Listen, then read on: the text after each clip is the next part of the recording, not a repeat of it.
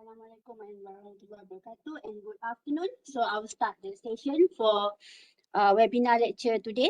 Okay, a very good afternoon and welcome to INBIOSIS webinar lecture series 16 2021.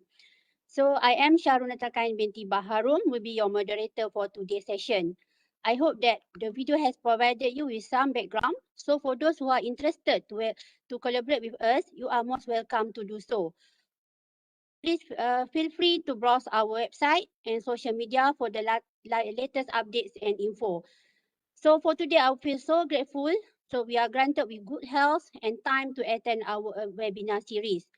There will be many more webinars to come, and I hope all of you will join us again in the future. INBIOSIS webinar series is established to provide a knowledge and research experience sharing platform to ensure we are still connected with each other and stay motivated in our research despite this sudden pandemics. So before we start our webinar, I would like to invite our beloved director, Prof. Zeti Azura, for welcoming our adjunct professor of INBIOSIS. So Prof. Zeti, the floor is yours. Thank you very much Dr. Ain. Assalamualaikum warahmatullahi wabarakatuh kepada semua hadirin dan juga terutamanya kepada Encik Abdul Razak bin Muhammad Isa.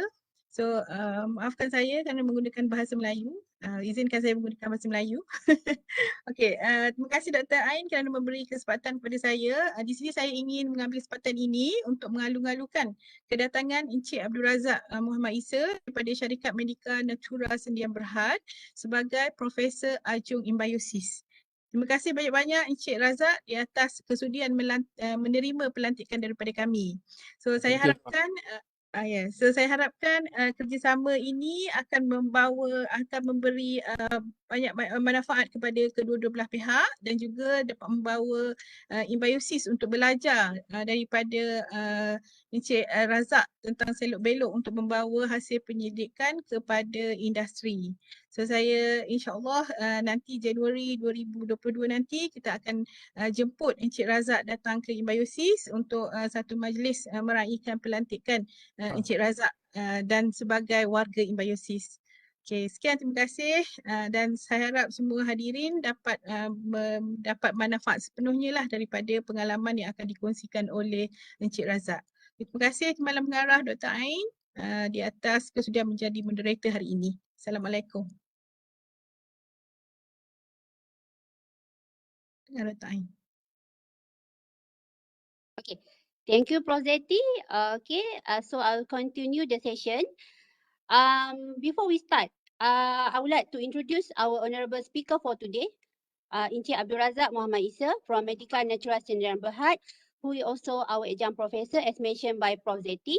So allow me to share Encik Razak series.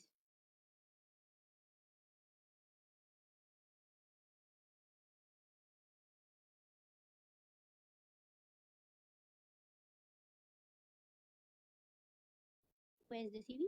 Wait, find the CV.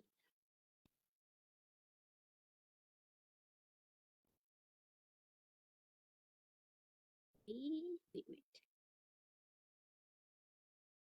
Okay.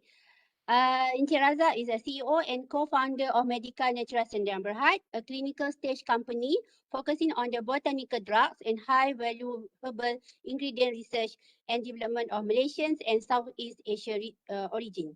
He has combination of 20 years professional experience in business management, technology management, finance, marketing and R&D commercialization, covering banking, ICT, oil and gas, and nutraceutical biotechnologies industries for several local and multi-international organizations.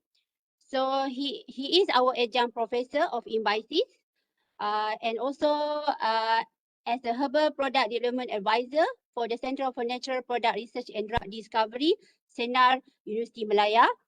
He also member of Academic Science Malaysia Task Force on the Multinational Biotechnology Policy (NBP 2.0) and chairperson of the key strategic area healthcare, biotechnology and wellness.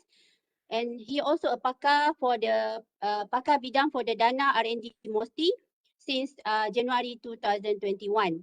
for under the Kementerian Sains Teknologi Inovasi MOSTI. So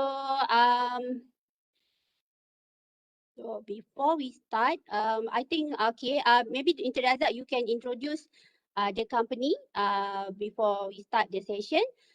So I welcome you for the talk for this afternoon talk. Dr. Razak, the floor is yours. Okay.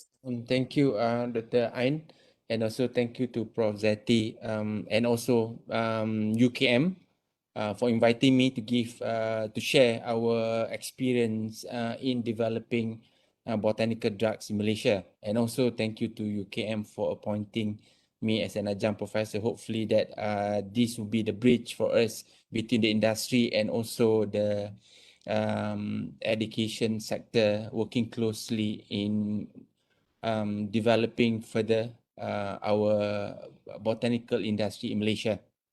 Maybe we can go straight to my presentation. Is it possible?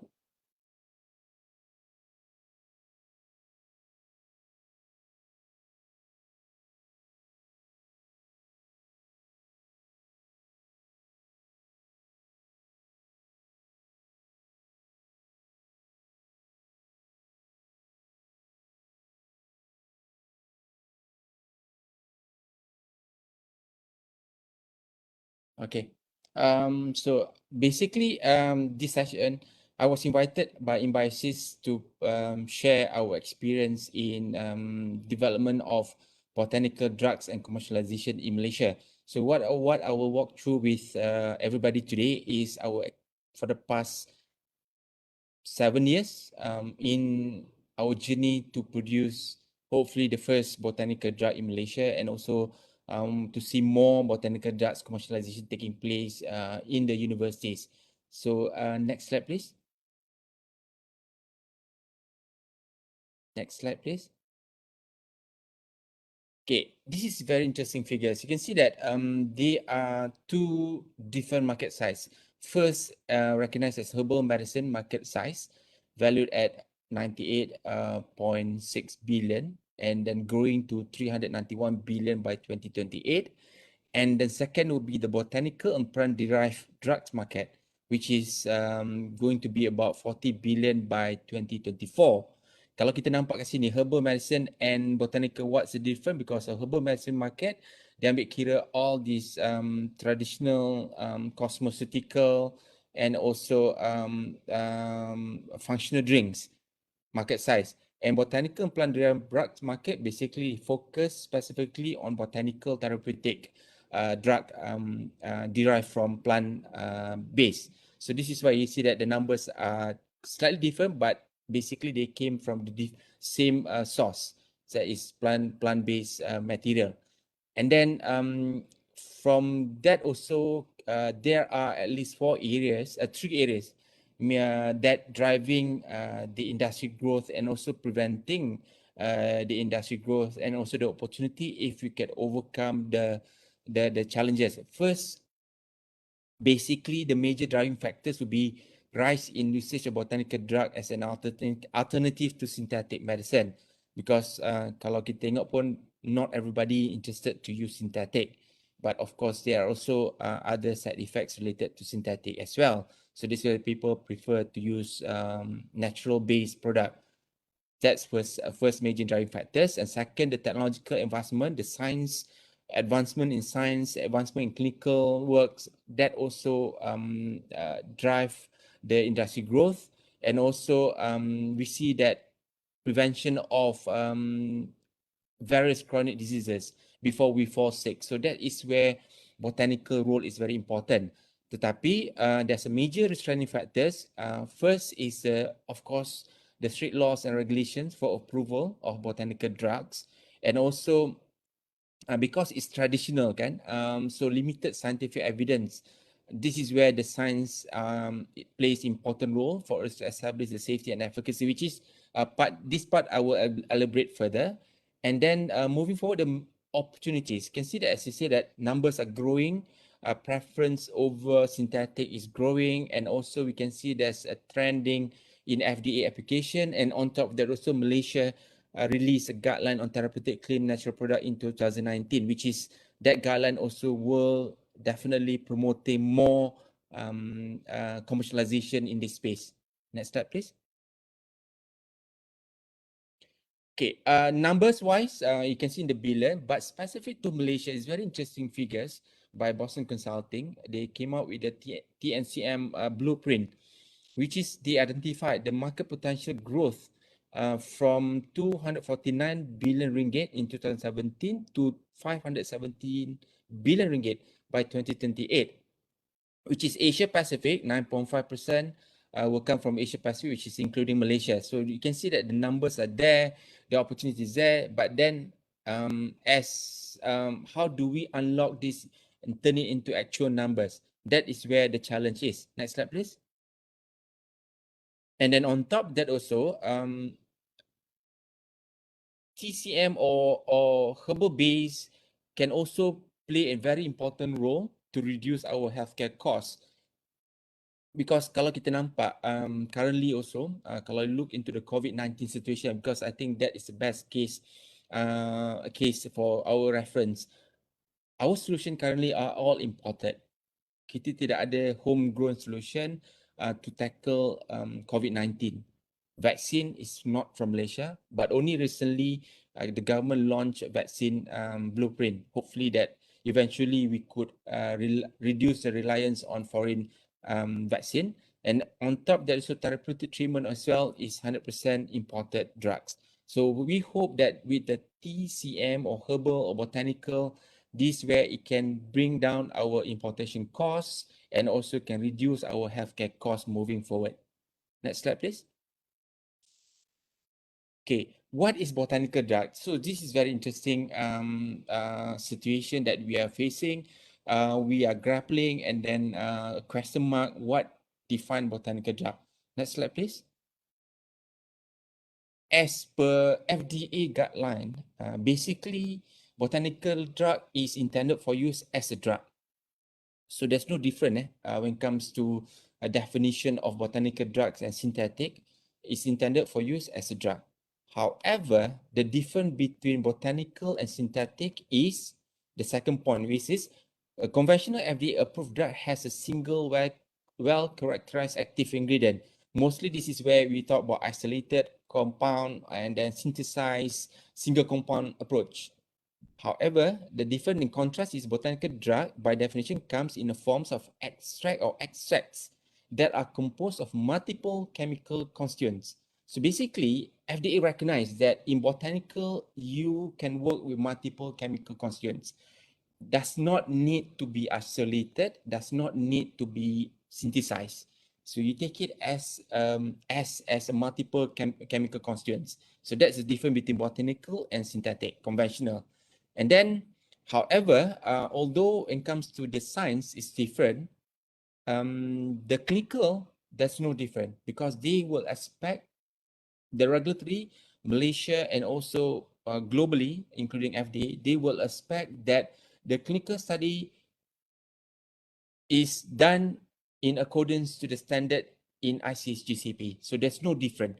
You need to demonstrate the safety, you need to demonstrate the efficacy for a regulatory approval. So this is where the people might think that when you work on botanical as if that botanical is as of low value than conventional FDA. That is not true at all because when it comes to regulatory, when it comes to clinical, you must go through the same process as what synthetic or conventional drug has been done for up to 10 years. Next slide, please. This is something that's very also interesting. Under the Botanical Drug Development Guidance for Industry (FDA), the agency recognized that many botanical drugs have previous human experiences, which may provide sufficient safety data to support the early phase of study under IND. IND stands for Investigational New Drug. This is why FDA recognizes that human data, as in the traditional context, play an important role to establish the safety of that particular herbs. And then also, that could also reduce the tests on animals because moving forward, the regulatory body, in fact, a lot of international NGOs try to make sure that not so many animals being sacrificed in doing drug development works. This is where botanical advantages is there. And then also, they also emphasize educate and well-controlled clinical trials necessary for marketing botanical products in the US, which is the same also in Malaysia, which is I will elaborate a bit the next slide. Next slide, please. Okay, this is where you can see that submission taking place, current development. A lot of global countries submitted to FDA for botanical IND submission from 1984 to present. So you can see a lot of pre-IND, IND submission taking place. So the trend is there that it triggers players to submit for IND botanical. Next slide, please. Okay, this is where sharing with you, Malaysia is not short of guidelines. We do have the guidelines in place to commercialize and also to develop botanical drugs in this country. Next slide, please. Okay, this is very interesting. Twitter came from our Ministry of Health, YBKJ, YB Khairi Jamaluddin. Recently, he tweeted two things. First is indicated that almost more than 30% of Malaysians use traditional and complementary medicine. And then also he emphasized that moving forward, it's not going to be binary healthcare anymore. Either you're well or sick. It will be a continuum of care that focuses on prevention and overall wellness. So this is very important. Continuum of care that focuses on prevention and overall wellness. Prevention and overall wellness, this is where botanical comes into play. Because of current conventional is more about treatment, not preventing. Once you fall sick, then only they came in and start treating. But botanical, this is preventing you from falling sick. So this is very interesting keywords. And then secondly, recently he tweeted about the cannabis for medical purposes. But cannabis is a plant-based. It's cannabis is being hyped because it's cannabis. But when it comes to botanical, it falls under the botanical category. So you see that we have that platform for us to commercialize cannabis and other botanical materials in Malaysia. Next slide, please. Okay, this is the pathway towards botanical drug development and commercialization in Malaysia. In Malaysia, currently, we have the low claim, which is under the DRDG, by default is considered under the traditional medicine category. And then we have high claim, which is the guideline on natural product with therapeutic claim released in 2019-2020. So we do have the low claim and high claim. What we don't have yet, but we hope to see one day is a mild claim to recognize new findings on our work that mostly done by the universities, because in Indonesia, they have this low claim, which is jamu. They have mild claim, they call it obat herbal terstandar or herbal standardized extract medicine. And then they have high claim, which is phytopharmaca. So currently, Malaysia, we have the low claim and the high claim. So basically, we do have the guideline to support the activities of low claim and high claim. But the low claim here also is very important because the low claim will provide you with the safety data that will be useful for you to plan for your high claim works. Next slide, please. Okay. Clinical study approval process to establish therapeutic claims on natural product in Malaysia. Basically, we need to go through three independent entities. First is National Committee for Research and Development in Herbal Medicine. Second is Medical Research and Ethics Committee. And third will be MPRA. Okay, each entity plays independent role to evaluate your application. First, the NRDHM will evaluate that your intended product has the potential to be investigated further for the disease that you intended to conduct in the clinical study. And then Medical Research Ethics Committee will look into your ethical of using that particular investigational product in human, and then whether it meets all the ethics requirement and clinical requirements and safety requirements. And then MPRA will look into the overall aspect as well, the safety and foremost of the safety of that investigational product.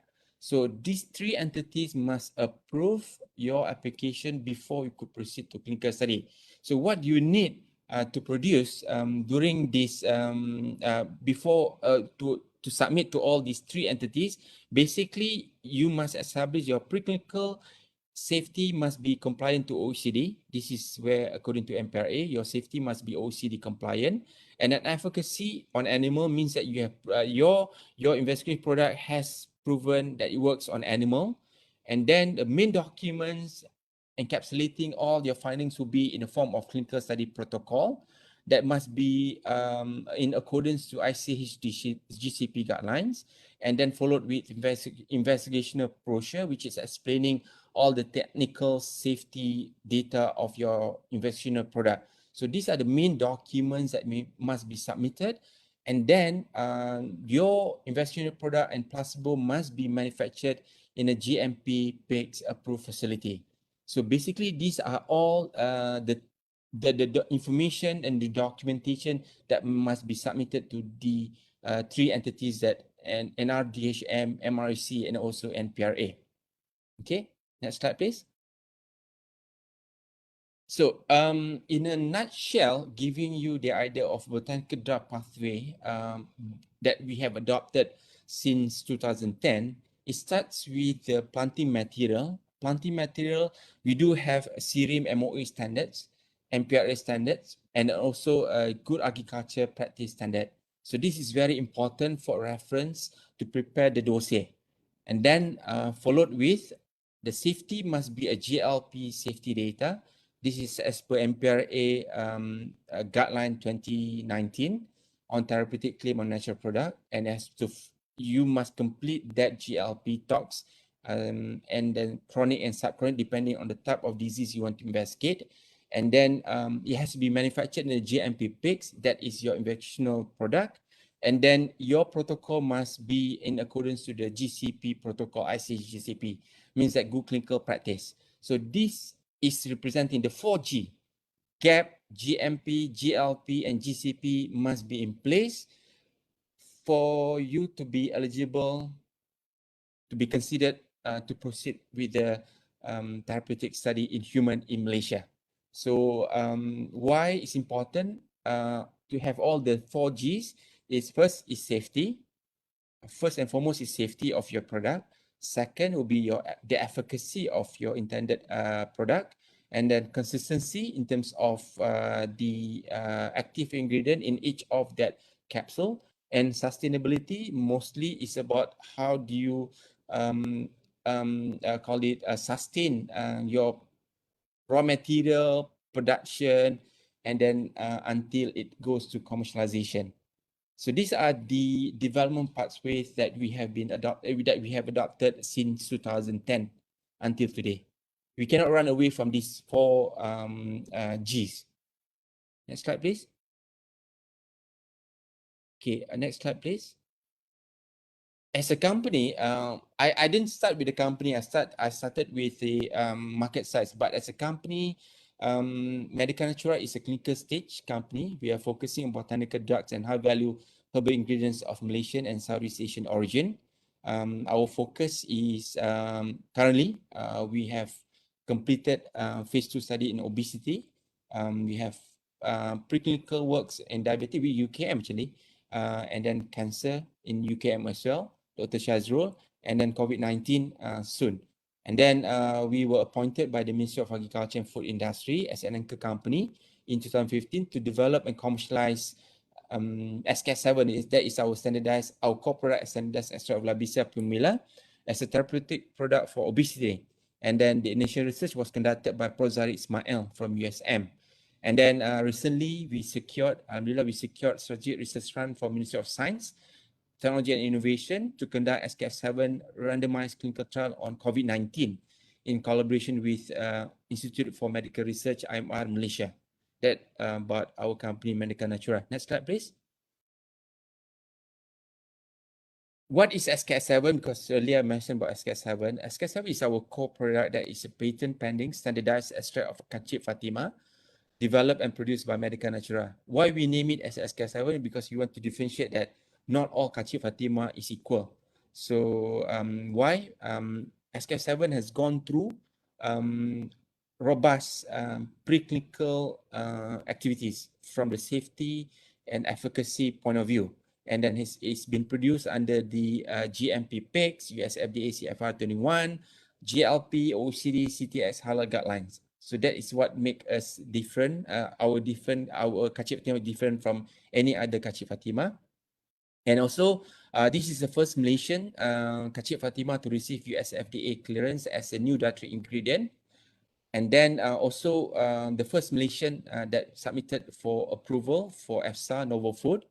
And then also the first Malaysian product derived from Kacip Fatima that completed phase 2 randomized control trial in Malaysia and also Indonesia, and also completed the PK safety study in human in India.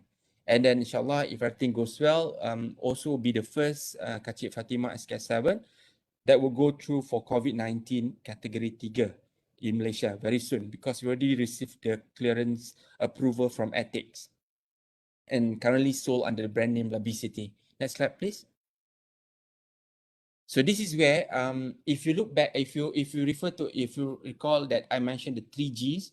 So the 3Gs basically the the GAP is a planting process, and then the toxicology. This is where the GLP the non-clinical study must be conducted in a facility which is compliant to OECD and as required by relevant regulatory agencies. You need to establish a NOAL, and then preclinical. There are two parts. We conducted in vivo and also in vitro. In vivo, we have completed obesity. We have 2 models on obesity, and then we have we work with UKM, Dr. Syarul, on cancer, cervical, and diabetic. Also at the tail end of completing the work, and then we have completed in vitro study on anti-SARS-CoV-2. So on clinical data, we have completed pharmacokinetic and safety in India. We have completed the obesity of the animal fat in Indonesia, phase 2 in Malaysia, and then we are going for phase 2/3 COVID-19 on category 3, which is we got the clearance from ethics last 3 weeks. So it's very interesting development on botanical drugs in Malaysia. Okay, next slide, please. So this is our nutraceutical product that's produced under GMP. On the left side, that is SKF7, standardized extract Labisa pumila. And then KPH, the standardized extract Camphora parviflora, which is we are going to work with Academy of Science Malaysia to turn this also into a botanical drugs as well. And then we have MKS5, standardized extract of Oxycyphus laminaceus cat whiskers. So we have few more in our pipeline. Next slide, please. This is currently sold under brand name Labicity, but this is traditional medicine. But the ingredient is SK7, which is we need to go completing our clinical study before we can claim the therapeutic treatment. So currently, the label still as a traditional medicine for general health. Next slide, please. And our team consists of myself, Mustaza, Dato' Amin, Dr. Kevin, Saman, and then Andrew is our CFO. We do have advisors locally, internationally, and we do have our own plantation and management team. In addition to that, forgot to mention that we do have partners, INBIOSIS, one of our partner. And then we have IMR. We are not short of working with public universities, but we look forward to work closely with INBIOSIS to come up with for new findings that be commercialized as a botanical, if it's not botanical, at least on the traditional space. Okay, thank you. So yeah, please feel free. Any question I can clarify? Okay, thank you Encik Razak for the talk. So I'm open for the question from the floor. Okay, maybe I can start the ball rolling first. Okay, Encik Razak, it just as you mentioned that in Malaysia we have the high claim and low claim, right? So, but we don't have it in between. I mean, in the middle Yeah. claim, something like Yeah. standardized extra standard that Indonesian have. Okay. Okay. So so what actually the current status that for our R&D can be moved for this middle claim. Maybe Okay. some of the product cannot go for the high claim, right? But Yeah. the low claim is something like you don't need to do research, you also can do that low claim, right? Yeah. But most of the research maybe can go to the middle claim. But since Malaysia doesn't have this, so what you think about this? Okay. Okay, good question, Dr. Ann. Basically, we, we understand the challenge of these regulatory requirements in Malaysia to recognize the middle claim or the functional claim, you can say, if not clinical but functional claim. So what we have done is, which is I cannot reveal too much, but during our role as developing the NBP National Biotechnology Policy 2.0, we captured this as one of the challenge that we need to have an engagement with MPRA, between maybe between ministry and MPRA, how best that we can recognize this middle claim. Because why it's important to have this claim is to differentiate between the traditional and the scientific. Okay, I give you example. I give you a very, in the simplest form, we have the traditional, which is data, which is you don't, basically there's no science behind it based on the traditional data. Second, you do have the science. This is where most of the work by researchers in public universities were done on this part where you conducted your study on animals, and then you establish the finding and you publish the findings. And then followed with the clinical, which is you need to do it in human. Okay, this is where the challenge, the middle one, there's no available regulatory guideline to recognize it. So this is where we have captured that, and then we hope that very soon that the dialogue can take place between the regulatory body, which is MPRA, maybe institution, educational institution like UKM can participate as well, together with the ministries and also Academy of Science, and then also industry players, so that together we can come out with the best solution to recognize the work done by in this component on animal models. Because Indonesia, they recognize it in the context that jamu is at least 30 tahun in use. You don't need science. At least you proven, okay, 30 tahun dah guna, but you can come in under jamu. Under obat herbal terstandar or herbal standardized extract, two things that they require. First, the extract must be standardized to the compound, okay, and then followed with animal models, animal data to support that. But in terms of claim, I guess they allow functional claims, not clinical claim, because in the clinical claims, they still insist that you have to complete the human clinical study. But again, having that middle claim or the functional claim will differentiate between herbs that has the science and herbs without the science. So that's why it's very important for us to have that in place for Malaysia as well, because that will unlock all the publications, all the published works done by the universities. Okay. Yeah, I hope that I can clarify that. But again, we need to have the dialogue. Yeah. Okay, thank you, Cik Razak. I hope that the dialogue will It's very have soon. something, yeah, so Yeah. very soon, yeah. So something will happen. Yeah, yeah, we're pushing that. We've been pushing that. Okay, Okay. thank you so much. Okay, I go to the question in the chat box. Okay, Yeah. from Chi Fong Ting, I want to ask if the herbal usage are by indigenous active for decades, but there is no documentation. How we can proceed to the NRDHM? Is it possible to get approval from the MREC? Answer is no.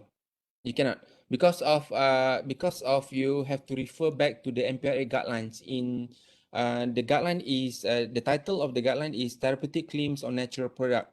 2019, and then they officially, officially implemented that in 2020.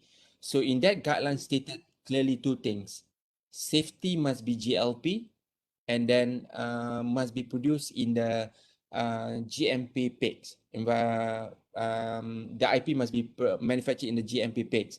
So because your answer is indigenous and then there's no documentation, definitely is not going to happen because of MRC also will require complete documentation. There are two documents I mentioned earlier: the the clinical study protocol, first document. The second document, they call it investigational brochure, IB.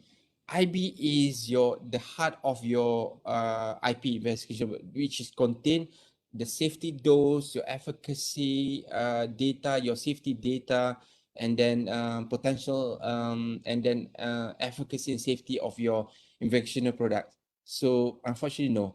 But what you can do is, if for under indigenous, is you could come in under the traditional medicine category, which is MPRA has that guideline under DRDG, which is you can register under traditional medicine, but of course, it has also to be manufactured under GMP traditional medicine manufacturer, which is you can find also in Malaysia. Okay, Malaysia is a regulated industry. It's unlike other countries. It's a well-regulated, highly regulated. Even a traditional medicine also, it has to be produced by a facility that is approved by MPRA, which is MPRA has to have that listed in their website, all the manufacturer that has the license to produce the traditional GMP product.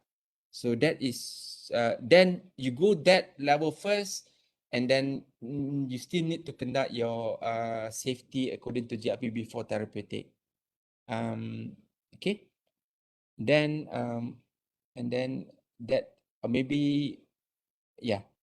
And then Okay. you also the time nak read, or I can just read from. I can read for you. Okay. So the next question from Chi Fong also: if the herbal medicine have been used for decades in treating disease A, but we can try if it can be used to treat another disease, can we get the MRC approval as well, since it has been used for decades and so far there's no mortality caused by it? No. As I said that you unfortunately you need to follow the regulation. The regulation stated clearly. The interesting about this data used for decades in treating disease, actually the interesting part that you can use here is the safety data. Means that if you can prove that herbal medicine does not produce any AE. They call it adverse event or serious adverse events, does not cause any mortality or toxicity. That will be helpful for you to establish as a safety component of it. However, you still need to go through the full blown regulatory requirement, which is require your safety to be established in a GLP environment. Okay, under clinical study, there are two parts. Preclinical, which is consists of safety and efficacy. Okay, that is, and then the safety must be GLP safety, efficacy on animal models. And second part is clinical study. So clinical study, there are 4 phases: phase 1, phase 2, phase 3, and phase 4. Okay, phase 1 normally is about first in human. Phase 2, basically you're conducting dose range finding, because you need to find the best dose before you proceed to phase 3. Phase 3 normally you will work on single dose and bigger crowd, and phase 4 is post-marketing. So now the data of a use for decades in treating disease in this context mean that you can apply under the phase 1 requirements, because under phase 1 it requires first in human, means that you already have that data. You don't need to repeat the phase 1 anymore. You can go straight to phase 2. However, remember that you do not have the GLP data.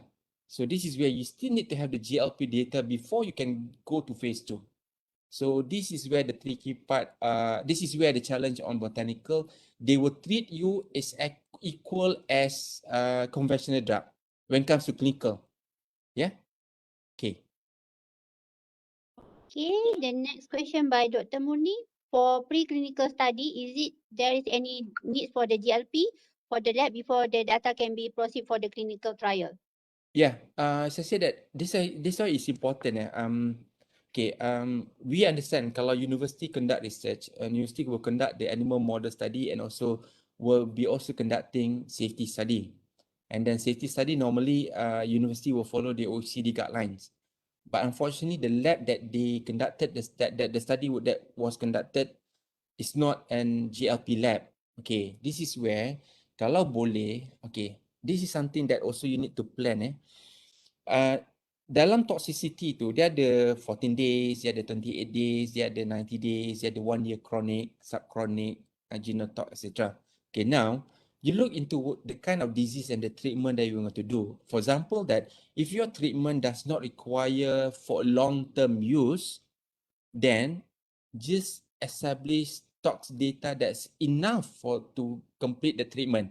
Example, katakanlah you punya nak treatment untuk diabetes, contohlah diabetes kan, and then your treatment maybe you need to establish 3 months clinical study. So kalau 3 months punya clinical study, 90 days tox is cukup. You tak payahlah nak go through 1 year study to complete you punya tox. Kan? Itu satu. Tetapi this is another tricky part. MPRA pula dia akan tengok juga what is the dose that you have established in that particular herbs. Okay, in this context I give example kalau in Malaysia dia tengok if that dose tu has been used in human or not. Kalau tak ada dose tu dalam human, dia akan minta additional data non-rodent juga. Potentially dia akan minta rodent and non-rodent data. So this is where dalam approach kita dengan clinical study, this is what we have done. Kita jumpa MPRA dulu. Kita ada we call it pre-IND meeting dengan MPRA. Kita jumpa and then kita minta advice, kita minta guidance from them, and then they very helpful, especially from Dr. Zaril team. They very helpful guiding you. They will tell you upfront what they were looking for when you before you proceed with your work. So from there nanti, then only you can plan according to diorang punya expectation. Rather than you buat dulu without consulting, that will be leceh lah kan, because you might not meet diorang punya expectation.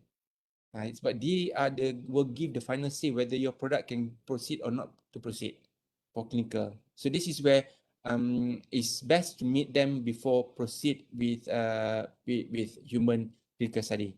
But if you plan to receive go for grants, the best is work on GLP data, because Malaysia ada GLP lab kan, subchronic kan, 14 days, 28 days. I think some lab can do that, but maybe 90 days is not available yet, but at least 14 and 28 days ada rasanya.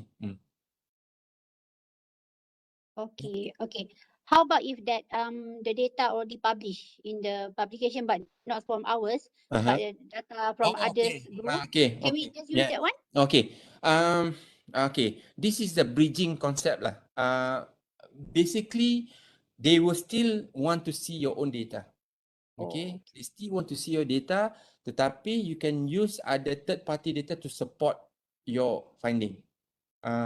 You cannot rely 100% on third party and then claim, oh, my product is similar to this product. No, they will expect you to have conducted your own, tetapi you can use that as a bridging to strengthen areas that maybe tak cover under your study, tetapi ada similarity, and then use that data. Okay. Still, we need to repeat the data lah, even though it's already there. Kalau boleh, good question. Kalau boleh, jangan repeat identical.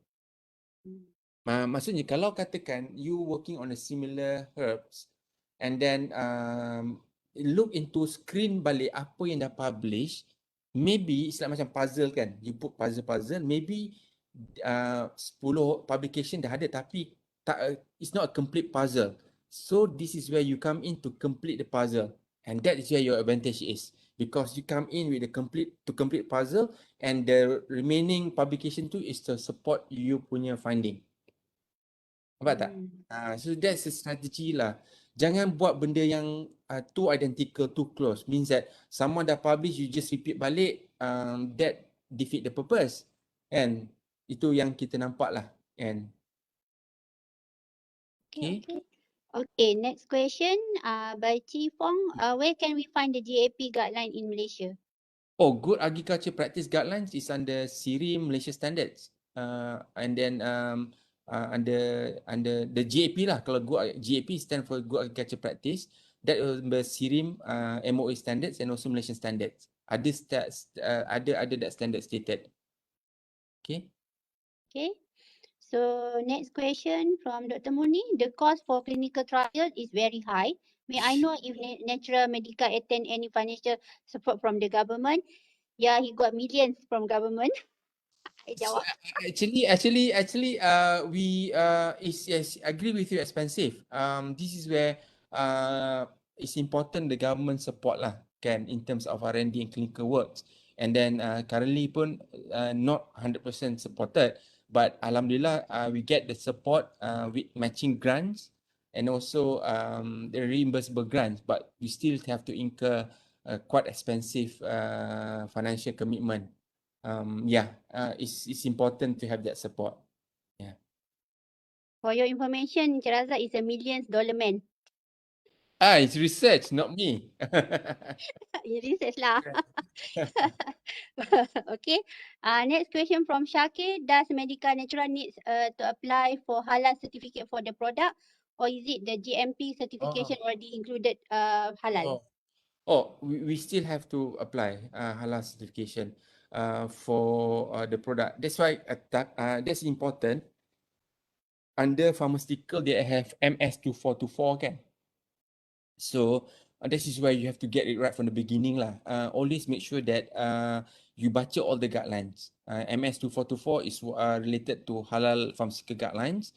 Then kita comply to that. Make sure that the ingredient that meet that MS2424, so that you don't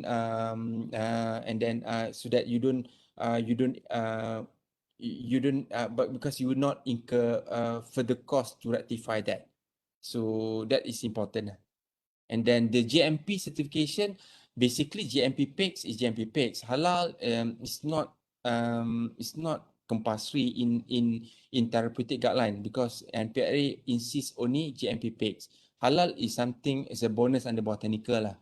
Because currently under drug pun halal pun tak something being allowed to use commercially. Kan? You tak nampak Panadol dicap halal kan? Okay, but I think because that the drug is from the botanical kan, from the plant, so it should be halal, right? Yeah, by default is halal. Let's just say by default is halal, but again by default is okay. Two things I can differentiate: halal and toxicity.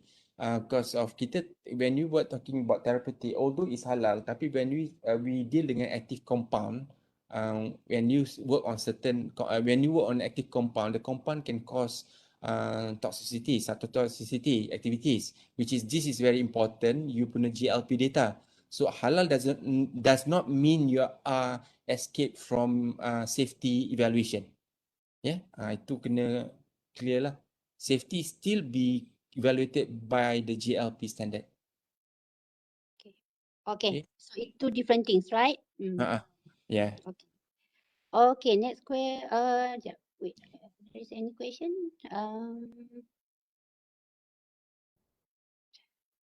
How much Okay. time funding? How much time and funding has been invested on the SKF7 to bring it from the lab to the market? Okay. This is question. Okay, the history of SKF7 ni, it was started by Prof Zahari in 2010. Prof Zahari applied for NRGS, National Research Grant Scheme, from Ministry of Agriculture during that time, in 2010. And then he asked me, Razak, can I use your company? I cakap, okay Prof, because masa tu we work dengan Prof Zari on misai kucing and other activities. So dia tanya, boleh tak I use your company, because that application requires industry partner. Dia cakap, okay, proceed lah Prof kan. So they apply and then receive grants. where that grant he used to test on 3 herbs, Kacip Fatimah, Misai Kucing and Kadok, on obesity. So he started 2010. In 2012, the result came out, which is from that result shown that Kacip Fatimah stand out lah in terms of comparing to the other two. Results of Kacip Fatimah is more compelling, than Misai Kucing and Kadok. And then that is where we were called by MOA masa tu. Dia tanya because our name kan dekat application tu kan, because that was part of also EPP1 project. And then in 2012 completed, not 2012, as Prof start the work in 2012 and completed in 2014.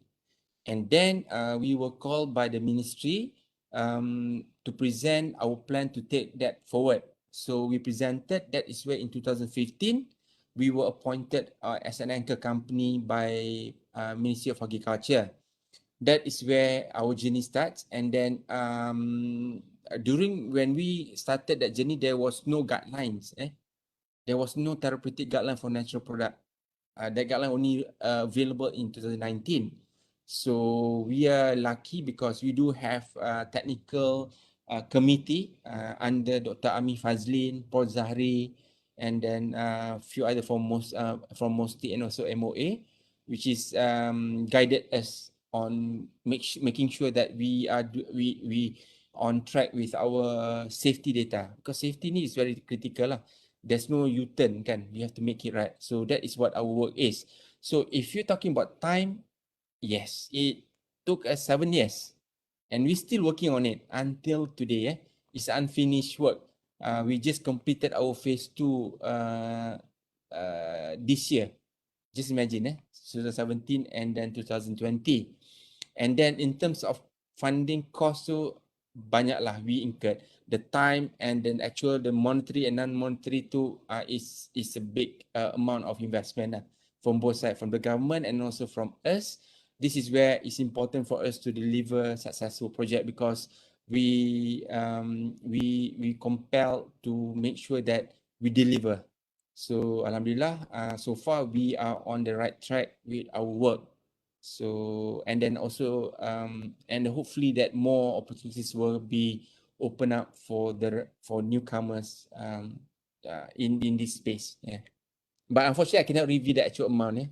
Yeah. Unfortunately. Okay. Yeah. But I'm sure millions of money has been invested, right? Yeah. It's a lot of money. Yeah. Okay. So next question from Dr. Hamiza. Do you find any difficulties to find volunteers to join the clinical trial to test the product? Oh, okay. Good question. Actually, okay, dalam clinical study ni, kita kena produce clinical protocol. Okay, clinical protocol which is need to be approved by MRC, Medical Research Ethics Committee. Okay, Medical Ethics Committee, dalam clinical protocol tu, kita identify the types of subjects that we want to study. Adalah inclusion and exclusion criteria. From the clinical point of view, what is inclusion exclusion tu kita tengok depending on the type of disease lah. Okay, in obesity, kita letaklah our inclusion must be BMI 30 and above. Contoh, lepas tu HbA1c dia punya reading not more than 8, not more than 8. Kita look into the blood pressure, the hypertension, semualah kita tengok kan, inclusion exclusion semua. So interestingly, kita conducted that study in Malaysia, Indonesia. Kita tidak yang payah untuk dapat volunteer ni is when they do not meet our inclusion. Maksudnya you need to screen them, they have to pass the screening tau. Yeah, the screening must be done in accordance to your inclusion criteria and exclusion criteria. Kalau dia tak pass, then they cannot be recruited, because that is protocol violation lah. So nak dapatkan subjek tu tak ada masalah, tetapi nak dapatkan mereka yang fit into the protocol tu, itu that jadi masalah. Tetapi depend on the study juga. Normally kan terang kan tak susah tau nak dapatkan subjek, because a lot of subject interested to be especially kalau work on I notice lah, maybe because we inform them they be taking Kacip Fatimah. So bila kedengar Kak Cik Fatimah tu dia orang feel comfortable kan. So dia tak ada masalah. Cuma kalau kat Indonesia dia tanya halal ke tidak. Dia tanya halal ke tidak. Walaupun dalam clinical study halal tu is not compulsory. Tapi we tell lah is halal lah kan. Lepas tu we also dapat lepas tu interesting pula of course dalam study tu adalah drop out semua kan. Tiba-tiba dia dah makan tu sebab dia placebo control. Bila dia dah makan, kalau happen to be dia dapat placebo tu, dia kemungkinan dia drop out lah, dia tak nampak perubahan. Kan? Tetapi kita ada subjek yang minta if they can continue with the study. Walaupun study dah habis. Tapi tak boleh buat lah kan sebab dia exceeding the study. So volunteer tu depend lah. Kalau disease you very complex, maybe you be difficult because tak banyak orang sakit that particular disease kan. So it all depends lah on your study. Yeah. Okay. I mean, it just come to my mind. Okay, since we know that Kak Cik Fatimah is been used traditionally for especially for women internal health, right? So what your comment on the use of Kak Cik Fatimah for men? Oh, okay. The myth yang kita ada Kak Cik Fatimah untuk perempuan, Tongkat Ali untuk lelaki. Actually kalau you ask me, tak tepat lah kan. Why? Because of happen to be research nama is skewed to Kak Cik Fatimah. Nama Fatimah tu kan skewed to the feminine and then women's health, which is betul. Traditionally memang banyak wanita gunakan.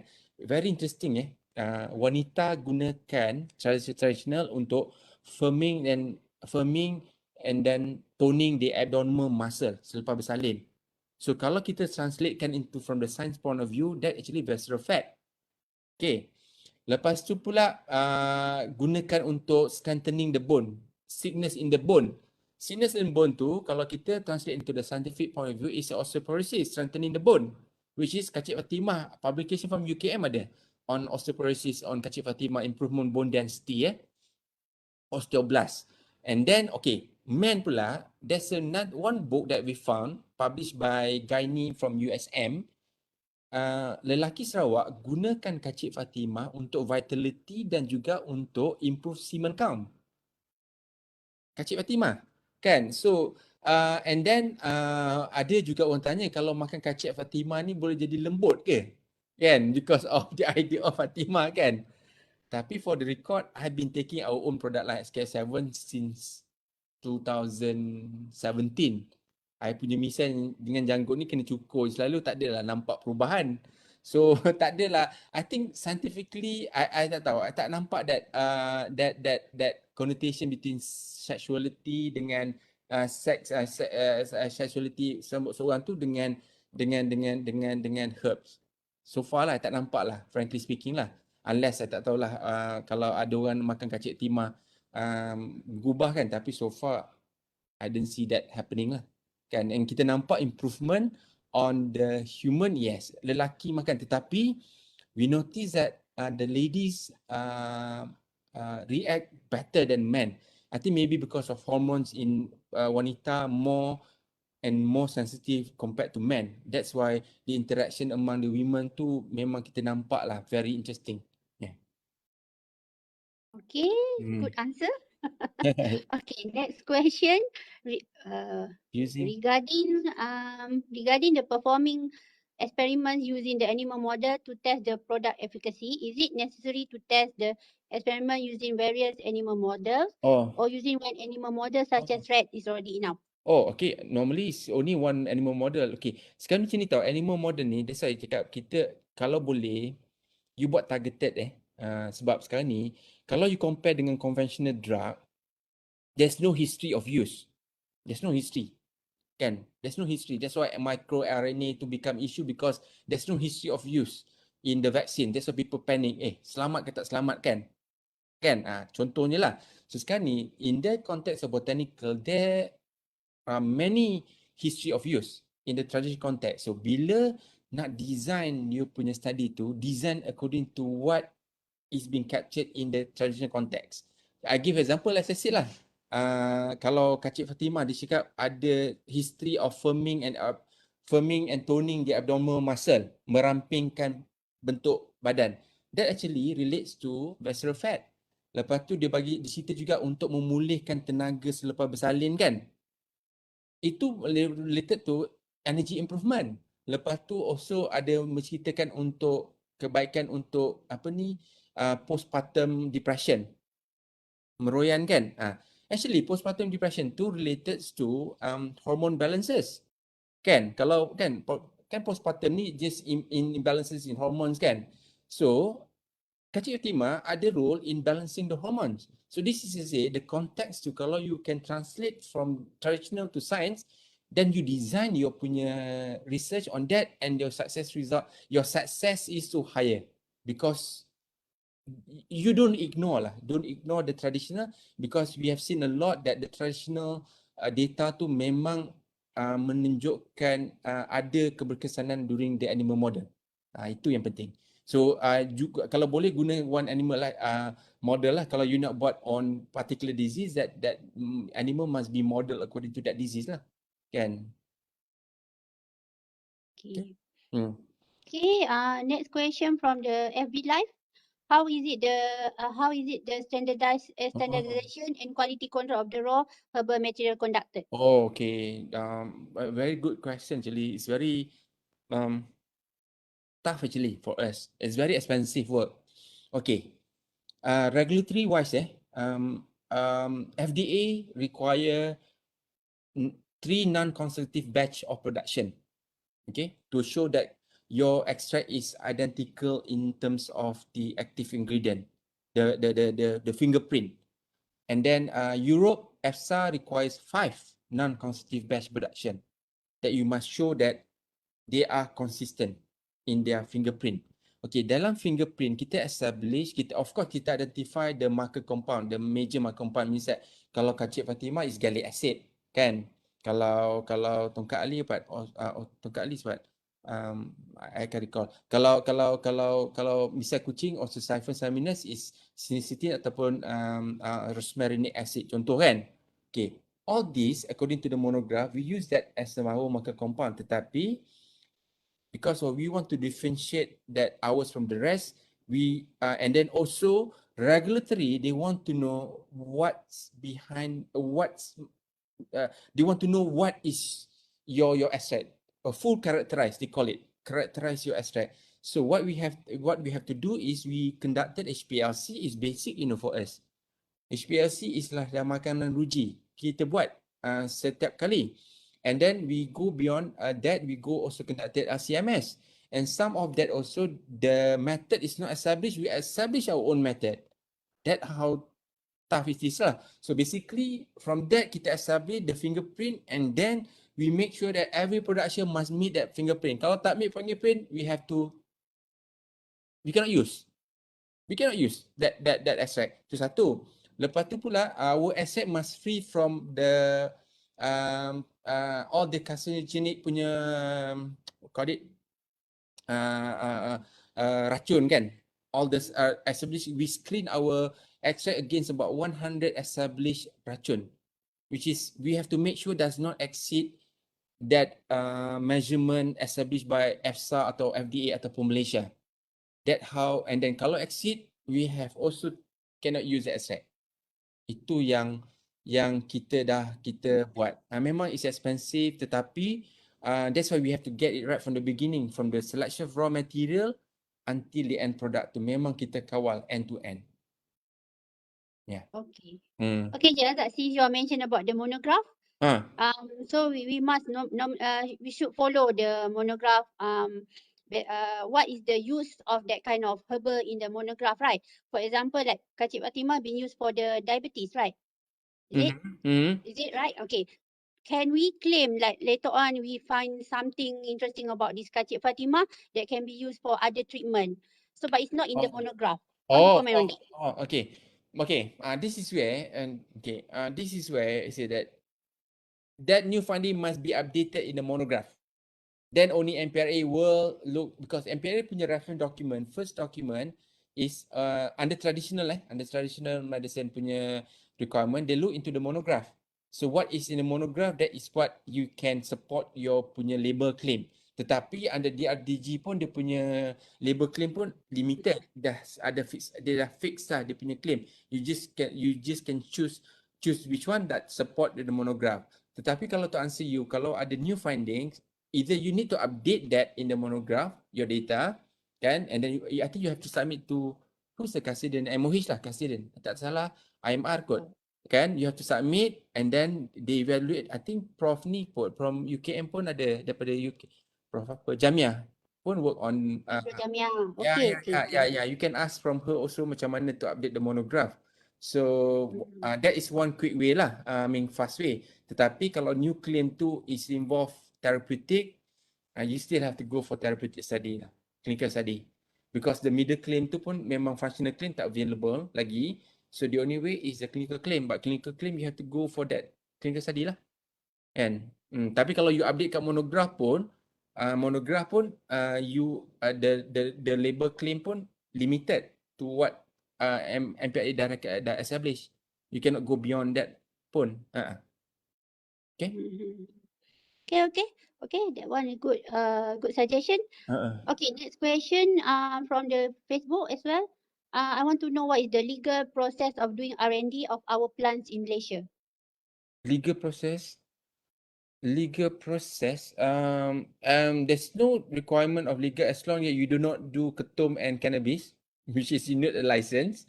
Most of the herbs are safe to be conducted. You don't need legal, approval, but of course you need to go through a regulatory process. I can say more of a regulatory process means that you need to meet the regulatory requirements set by MPRA. Because they are the one that make sure that your product can be sold under the category that they already established. And then R&D, as I said that there's no legal. Illegal if only you work on ketum and cannabis. Yeah. Okay. Okay, next question from Dr. Imelda. How to join the National Committee of R&D Herbal Malaysia? I tak tahu what is national committee. There's no national committee. I tak tahu. Tak pasti. There's no. Tak ada. We don't have national committee. We don't have that. Yeah. Okay, next question. Where do you obtain your raw material for example dekat Cik Fatimah? Okay. Our raw material we get from local suppliers, local growers, and then we have for Kacik Fatimah we have dedicated supplier since 2015, trusted because of they pass our stringent requirements. So that is for Kacik Fatimah. For Misai Kuching we secure from local growers. Misai Kuching. So yeah, we do, but then we screen. Kami bukanlah ambil sebarangan. Normally what we do is kita ambil few sample and then we screen the samples, and then if that sample meet our requirements, then only we acquire a purchase from them. If not, then kita tak beli. Kita tak beli then baru kita tak beli terus and then process lah. Kita screen dulu baru kita beli. Okay. Okay. Next question from Akil. I just wondering whether the raw materials that were used for the product were standardized from a sole supplier or pulled from many sources. Okay. Which strategy would you prefer? Okay. As I said lah, kita ada source, kita work on dedicated supply for each our material because of they meet our standard requirement. So kalau kita boleh tukar suka-suka, besok supplier lain tak boleh. Sebab supplier tu mungkin tak tahu our requirements. And kita pula kalau kita tukar, we have to retest balik, make sure that they follow they understand what our quality standards all about. So kalau boleh kita maintain satu source supplier, tetapi memang ada risk kat situ. That is where kita are working towards of multiplying potential suppliers as well. But tetapi the process stringent lah kita go through. Yeah. So meaning that you have the contract farming No, kita ada growers. Kita ada grower that grow that herbs and then kita beli. Kita test dekat kita selected orang. Tetapi eventually memang kita kita dalam expansion mode. Kita akan establish our own plantation in plantation, and then kita akan also work on contract farming dengan selected farmers lah. Tetapi kalau development of botanical ni, that should be the last thing you do, not the first thing you do. Because first thing you need to do is to establish your product is proven in the clinical and scientific space. No point of you develop growing kan, suddenly kat bawah tu you punya product tak pas pun efficacy work kan. So kami work backwards. We work on the clinical and preclinical dulu, and then kita patah balik work on the plantation. Because itu pun FDA pun cakap macam tu juga. They don't expect you to invest GAP farm kan. No. Because they tahu in the clinical you need to prove that your product works before you can invest in a bigger plantation size. Yeah. But as we know that most of the compound from the plant are influenced by the environmental factors, right? Oh For yeah, betul. example, the weight, the soil, everything. So how you maintain that you get the same Okay. compound? Okay. This is where I cakap tadi kita dalam okay, this is interesting question because dalam FDA punya guidelines dengan EFSA punya guidelines kan, they requested that you need to prove your batch product 3 and 5 non-batch batch production consistently. So you need to have a fingerprint of your characteristic of your extract. So what we did is, this is what we did. We established our fingerprint, and then when we conducting our extracts, we make sure that the result is within that fingerprint punya framework. So kan plus minus lah kan, adalah kita punya tolerance level kan, so that kita tak perlu kita ada that control kat situ. So bila walaupun dapat tapi it go back juga because of kita ada reliable supplier. So supplier tu tahu kita punya requirement, kita pun dah test dia punya material memang meet our requirement. So the issue of not meeting the standard tu dah reduce a lot lah. Cuma sometimes kadang-kadang seasonal, because hujan lebat tu kita notice adalah microbial tu terlebih. This is where dia tahulah okay how to, what are the process pengeringan tu semua untuk mengelakkan all that to take place. Kita pernah berlaku banyak kali kita kena buang our raw material because of terlalu banyak sangat kulat kan, because of terlalu banyak lembab kan, pengeringan tak berlaku betul-betul. Itu memang banyak lah, tapi because of over period of time tu kita dah perbaiki kan, so kita control lah. So that's why you have the guideline lah, tetapi 7 years punya experience kan, we went through a lot lah, cakap we went through a lot. That's why kita dah kind of perfected lah the process, what to look for whenever we deal dengan raw material. Kita tengok daripada segi optik dengan smell kan, kita tengok tu semua. Okay, Cik Razak, I think there's a lot of challenge in these 7 years. So, but you are here now with the success there. So I think I congrats for your product that has been the first in Malaysia. InsyaAllah. Going through all these FDA. So normally it takes like years or maybe until pension pun belum tentu boleh pergi FDA kan, but you have done it. Sekarang kita dah set dah. InsyaAllah boleh lah percepatkan lagi proses. So masa kami buat tu, as I said lah, guideline FDA punya guideline pun dia perfected in 2016. And masa tu pun kami pun tengah grappling what exactly is botanical drug kan. So kita pun masa tu belajar and exactly, and then background wise pun I'm not from science, and then our co-founder Mustaza pun not from science.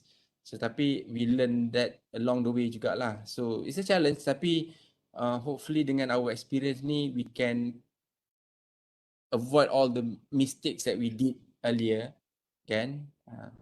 Itulah ceritanya. Okay, I think that's all for our today's webinar. So thank you so much, Encik Razak, for the sharing with all your experience, your skill, everything. So with us today. So I hope this will be something that will make our research will fast forward. Okay, not waiting for 30 years to make sure that we have the product in the market. Yeah. So, okay, I would like to thank Cik Razak again for the very interesting topic for today's session. So, I hope that your experience and idea will give us some knowledge for us if you are interested in botanical drug study.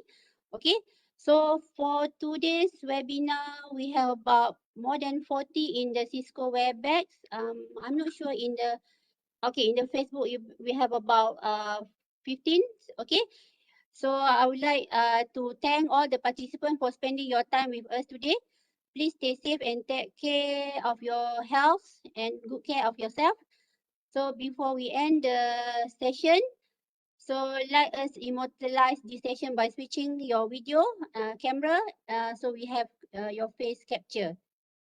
So, okay, I will hand this session for the technical team to take our photos. So please switch on. Show your smile. So today is Friday. Okay. Okay, technical. Participants, please switch on your camera for photography session. Alright. Okay, 1, 2, 3. Smile. Okay, another one. Wait, yeah. Okay, 1, 2, 3. Smile. Okay, thank you. Okay, thank you so much. Thank you technical team Intan and Imelda, Dr. Imelda, Dr. Muni, okay, and the rest of the webinar teams. Thank you so much. Thank you our director, Prof. Zeti, and also thanks to all the participants. And last not least, thanks to Encik Razak. So Encik Razak, please stay. We have another breakout session. Okay, stay tuned. Okay, so the attendance will be in our chat box. Okay, please click the box. Okay, thank you so much. Okay, bye. See you next for the next one.